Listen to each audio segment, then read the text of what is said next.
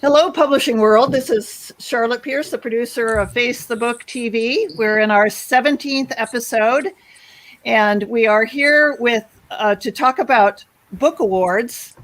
It's a topic that independent publishers wrestle with. There are probably hundreds of book awards out there, and at least in the U.S. alone. And maybe if our guests could mute themselves until they're talking. So we have a great cast of panelists tonight to talk about this. It's we have Hannah, wave when I call your name, and Hannah Jacobson from Book Award Pro. They automate the process of choosing book awards, and she'll talk more about that. And we have Linda Radke. She's the well-known CEO and founder of Story Monsters, and she'll talk about the different aspects of that business. And Michael Peakney, he's, along with me and Eddie Vincent, a board member of Independent Publishers of New England. So we welcome everybody. We are live streaming right now. We're going to go for about half an hour, but then we pull the audio and we distribute it to all the major podcasting audio apps. So we appreciate your watching and or listening, and please pay attention to the show notes in your audio app if you're on audio, because we'll have all the links that you'll need. You don't have to take notes, just listen, and you're welcome to ask questions on the you can go on YouTube or Facebook page and ask questions. So Eddie, tell us a little bit about yourself, and then I'm going to step into the background. Tell me what you want me to run on the visuals. Okay. Well, first of all, welcome everybody to the show. My name's Eddie Vincent. I am the publisher of Encircle Publications and the graphic designer and owner of E&C Graphic Services. Tonight's show is about awards and book awards, which for all independent publishers and self-publishing authors is very important. So I am very happy to be here and ask the questions around that subject. So I would like to start off by having each panel member talk about what they do a little bit. So if Hannah, if you could introduce yourself, please, and talk about what you do around the book awards. Hi, everyone. I'm Hannah Jacobson. I'm the founder and CEO of Book Award Pro.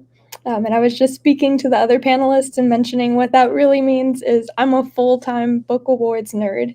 I started the company from the ground up, starting as a small consulting business, and now we're a technology company specializing in helping connect authors to book awards. We know it's a strenuous process, but it doesn't have to be that way, and there's so many great opportunities for you to capture for your book. Well, thank you for that. I'll be back because I have questions for you on that. Great, so Linda, could you introduce yourself and talk about what you do?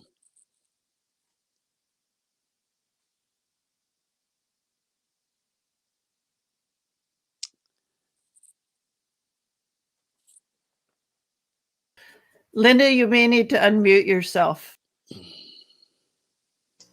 Okay, I'll say that again.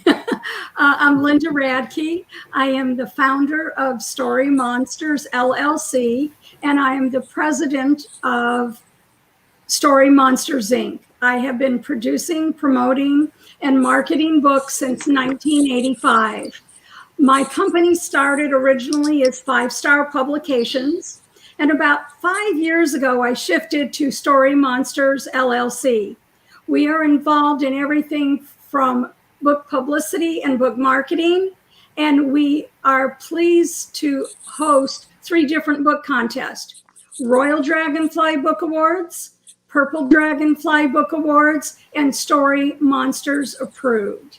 And I thank you so much for inviting me to your show today. Well, thank you for coming on.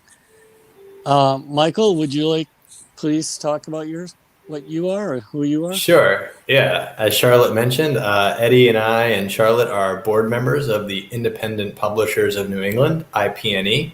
And one of IPNE's signature events is a book awards. So we put on every year, this is heading into our 8th year, a book awards for authors. It's for all from all over the country, not just limited to New England. And we have categories that run the gamut: fiction, nonfiction, children's book, poetry. So yeah, I'd be here to talk about, how book awards run, how our award season goes, and, what it takes to get from a successful entry period through judging all the way to the final part of the awards, which is announcing the winners, which is always a lot of fun. All right. Well, thank you for that. So, Hannah, I do have a question about how your service works. Seeing that I have quite a few authors that are looking for knowing where to put their work or where to spend their money for awards, how do you help authors decide where to go? Like, do they know what genre? They have a certain genre. How would they know what award to go for? That's an excellent question, and one we get often. When you sign up for Book Award Pro, you go through a process where you essentially introduce yourself and your book to our system. And then our system takes the world of book awards and takes your book and your author biography and matches you to the universe of awards out there.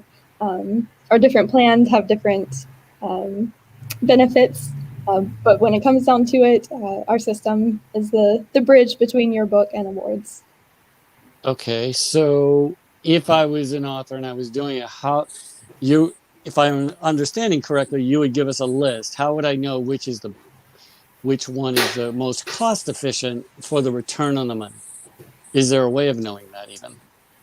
So actually our service, it's interesting you mentioned the list. When I was a book awards consultant, that's originally how I tackled the problem. And quite frankly, our authors were blown away at how enormous these lists can get. And when you have a list, it gets stagnant, it gets a little bit out of date, and there's a lot of details to keep up with. So our technology takes that into account and is constantly searching the universe of book awards. And when it finds a match for your book, you'll receive a notification in your dashboard and in your email. So that's the kind of the nitty gritty of how that works. But as far as deciding what's best for your book, one man's trash is another man's treasure, and there's so many award opportunities out there. How do you weigh what's right for your book? So again, our plans have different features, but our pro plan is one that actually includes the award targeting, which means that our system will go and take factors into account and pinpoint your best opportunity to win. And we take that a step further and actually complete the award submission for you, including the award entry fee. So on the back end, it actually takes care of that kind of tedious targeting task. But I'm sure we'll get more into that here with this awesome panel. Yeah, well, I was about to ask Linda on her awards. You mentioned that you have 3 different awards. Are those genre specific, those awards? Good question. The Royal Dragonfly Book Award contest is for basically all genres within reason. It includes for the general audience, for adults, for grown-ups, and for children. The Purple Dragonfly Book Awards contest focuses on strictly books for children pre-K through 12th grade. And the difference between Story Monsters Approved and our other contest is that Story Monsters Approved is kid tested and judge certified, and you're not competing with other books, other authors. Each book is judged on its own merit. And when a book becomes Story Monsters Approved, once a year, we are now honoring one of those books as Story Monsters Approved Book of the Year. With each of our contests, there is a $500 grand prize winner, and plus other goodies, but that's kind of the biggie.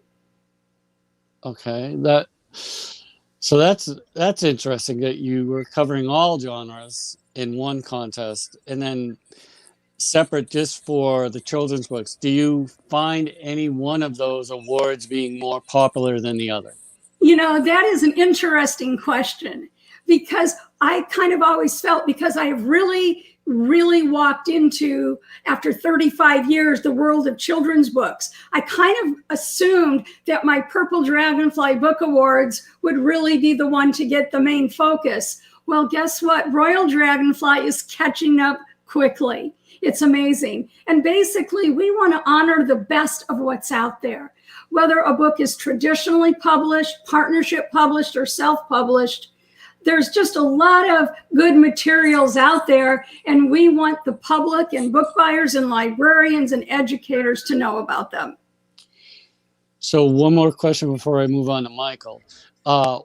Who judges your stuff? Like, I know, well, I'll let Michael answer this, but I know IP&E has a certain criteria for who judges.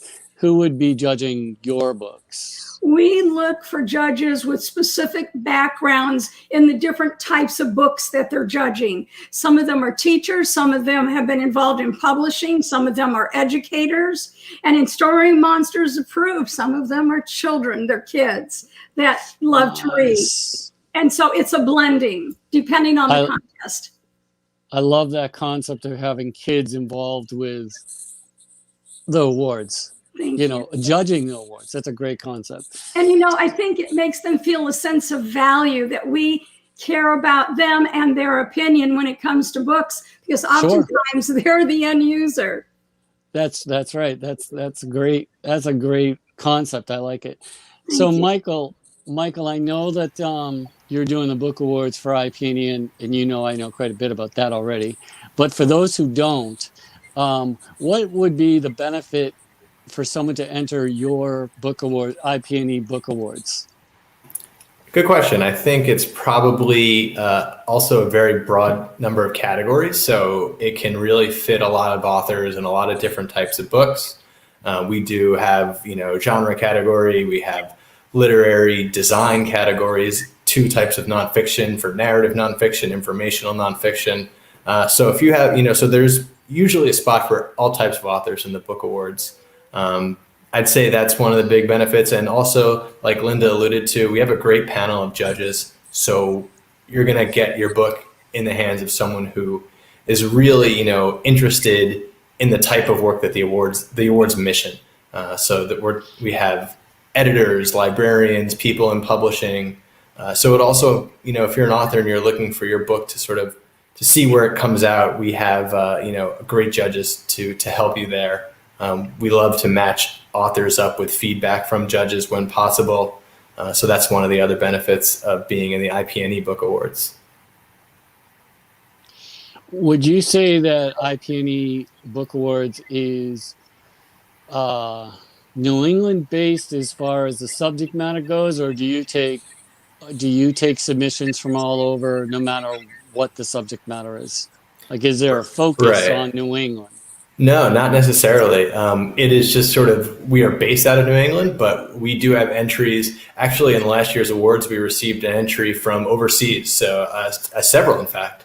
So we take books from all over the country, topic-wise. It need not even be about New England at all. So yeah, there's just any type of book, as long as it fits in the criteria of, we just ask that it be published in the 2019 year or later to be eligible for this year's awards. But any book will do, basically. There's probably a category for you in the IP&E Awards. Okay. So, Hannah, the feedback you get do you get feedback from the people that have signed up from you? Do you have reviews that people can go on and judge if they should use your service or not? I don't know if that came out right. If you don't mind explaining to me again, author testimonials? Yes, that's what I'm asking. Do you have a place for people to see author testimonials? We actually do. We post those on our website. We're so excited for lots of our authors. They actually find that book awards kind of launch them into this next chapter of their career. And different authors, we call this your reason for writing. How can you use book awards to support your purpose? So some authors actually go and use their award to get attention surrounding cancer research. That's just one option, but whatever your reason for writing, you can actually use awards to support your cause. So, Linda, how do you help promote the award winners on your end? Good question. I first want to give a hats off to Hannah. I really value the services that she offers, and I'm grateful for the authors, the wonderful authors she refers to our 3 different book awards. I really appreciate you, Hannah. And in terms of what we do to promote our winning authors on any level, whether it's an honorable mention, a second place, a first, or grand prize, it's not only often mentioned in Story Monsters Inc. magazine, it's on Facebook, it's on internet, social media. But we not only send out a news release, but we create a template for all of our winning authors to plug in their information so they can give individual shout outs for their award-winning books. When I see that one of our 3 different types of contest winners is mentioned in the news, I give a special shout out and I share it. And the other thing is often you'll find me putting together collages of our proud winning authors. We encourage them and they send us pictures with their awards, with their book covers. We have an author that's showing off her award with her horse. We have others with dogs, others with their cats. We have others that animate their award-winning pictures. And I love what I do, and I love promoting what they're promoting. And so you will find that I am still marketing and promote award-winning books that maybe won 9 years ago with us. Again, one of the things I want to mention is with our contest, there is no restriction on date or year of publication. We feel that there's a lot of gems out there that have gone undiscovered, and we want to give them the opportunity to shine, shine, and shine. This again for you, Linda, how much do you think this boosts sales from someone who has not won an award to all of a sudden winning an award? Do you think that it re-energizes them? Do you think there's a boost in sales? Sometimes, yes, I'm very upfront about that. To me, it's an opportunity to do another shout out. It's an opportunity to get visibility. We never, ever guarantee sales, but I have been told by some of our award-winning authors that the moment I sent out a news release, they started seeing a difference. Sometimes yes, sometimes no. I think the key word here is partnership. It's not what we can do for them, it's what they can do for themselves when they win recognition. It's a team partnership effort. Well, I totally get the team partnership stuff because I meet with my authors once a week and we work as a team to market our books and talk about, how we're going to do it. And book awards is part of that. And then what I encourage my authors to do is to share everybody's social media. So if someone does well, share that. So Michael, I got a question for you on the book awards. How do you feel an award winner has success with our awards? How do you feel like they're marketing and things like that? Right. I think we also have, we also try to broadcast all the winners. We announce the winners at another signature IPNY event, which is our end of year publishing conference. And that takes place in the late fall. And there's been open registration for it. So, there's a lot of people in the publishing community, a lot of authors, a lot of publishers and self-publishers are attending that conference. So we have the announcement of the winners there. And then another feature we have that Eddie, you help out on, is we give all the winners and the finalists graphics for their books, whether it's traditionally published or self-published. We take both in the awards, and so whomever does win, we turn over to the publisher something they can include in their marketing material so they're able to show that this is a book that's been a finalist or been an award winner. Those are the principal ways that we do it. Although, Linda, I like your idea of creating social media templates. I think IPNY definitely would look into that as another way to help get the word out there for any winner. I think it's great. And we do the same thing. We encourage them to use their winning seal on their books, on their marketing materials, on their website. That's what's there for them to continue using it. When they're trying to get a new book review, when they're trying to get a new buyer for their books, I think it should become part of their resume, part of their bio sheet.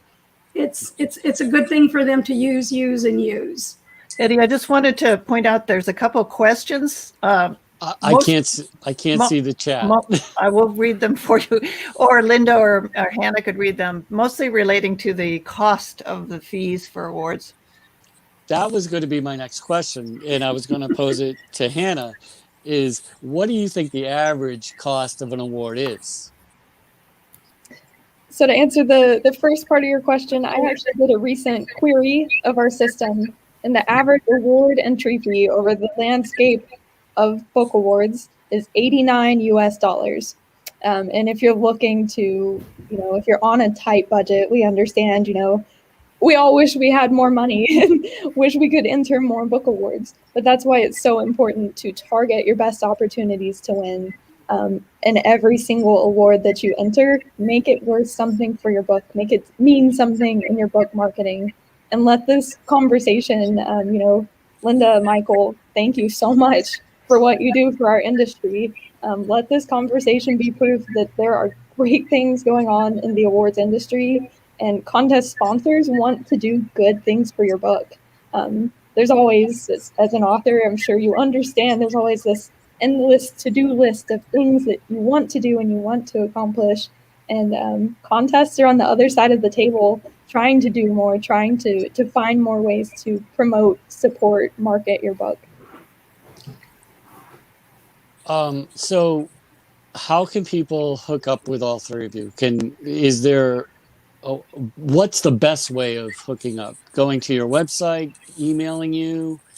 What is the best way for them to do that? And that kind of goes to all three of you. So, Hannah, you want to answer that first? You can always get in touch with us on our website at bookawardpro.com. We're also active on social media, and feel free to email us anytime at team@bookawardpro.com.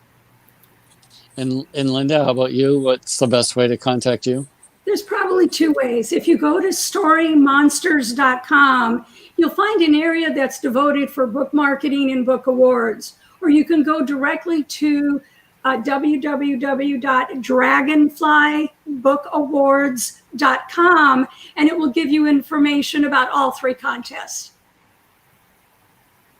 And for the IPNY Book Awards, you can go to ipny.org. So registration is going to open for our book awards on March 1st. You have 3 months to register, March 1st through the end of May, through May 31st. So if you go to ipny.org, you'll be presented registration information, and you can navigate over to the entry page starting March 1st, ipny.org. Great, thank you. Charlotte, is there any more questions in the chat, since I can't see the chat? Oh, no, the only one that came in sort of before the show was about what do you do to make your book an award-winning book? I mean, what are let's say the top 3 characteristics of an award-winning book? Let's go with children's, because that's too wide otherwise. Well, actually, that's something I can actually answer, because I design books and things like that.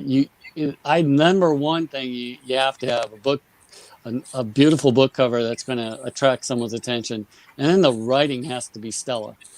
I mean, if the writing is what's going to win you the award, but the book cover will get the attention of the judges. That's my opinion. Right. Hannah, do you have an opinion on that? We've actually heard, and I'm sure Michael and Linda have lots to contribute on this, so I won't take up too much time, but we have heard from judging panels that one of the best things you can do is have a great cover. And even if your cover needs some work, if your story is really attention grabbing and means something to the reader, it's hard to forget those kinds of stories. So make sure your book is properly edited. Editing, formatting, make it a nice looking book and give it the honor that it deserves as such a great story. And I'll pass that along to Linda and Michael for more. I would be happy to comment. So Linda, what's your opinion? You bet. First off, I validate everything that has just been said. And I think the title of the book and or subtitle needs to let your audience know what your book is about. Because so often you hear a clever title, but you don't have a clue what the book is about. And if your title doesn't tell you the story, then hopefully the subtitle does. So that's just, and I would really encourage you to work with someone professional that knows what they're doing, that has experience in the industry, that you can count on.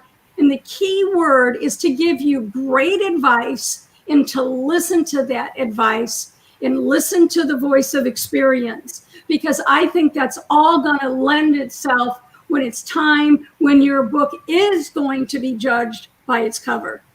Mm-hmm. Thank you. And Michael, do you have an opinion on that? Yeah, I would again mostly echo what was said. We have several categories that we ask our judges to judge the books on. And certainly it's weighted towards content in the book. So what's in the book and the impact on the reader are by far the most heavily weighted categories. But design, interior, and exterior layout are certainly categories that we ask our judges to evaluate the books on. So, if your book, if there's two great books and one has a bit of an edge on the design side, it could ultimately be a book that becomes a finalist or a winner over another great book. So I would say that, yeah, having it on all fronts, substantively and from the design aspect, Hannah said, having it that professional, wonderful presentation really goes a long way. Awesome. All right. Well, I would like to thank all three of you. Do we kick off? We kicked Eddie off. That's what he gets for living in rural Maine. No, but Eddie is I love working with Eddie on this podcast because he has so much experience to draw from. And like I said, he's one of our more prolific publishers. He doesn't publish his own work, but he publishes other. And there he is. Eddie, we got somebody's very loud. So I'm going to close it out here, I think. I don't know who's loud. Who's loud?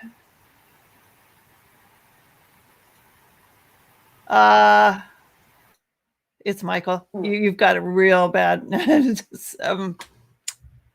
white noise. Anyway, I'd like to just close out by saying that, again, this is Face the Book TV, and we are in our 17th episode. So we publish about 2 per month, and on live streaming and on all the audio podcast apps. So where Spotify, Apple, whatever, go and look for Face the Book TV. If you use the hashtag or IPNI member, you can win gadgets, gear, and services relating to publishing and books. And my company is Pierce Press. I publish a few other podcasts as well as a list of books on children's alternative education and travel. So again, Eddie, are you back with us?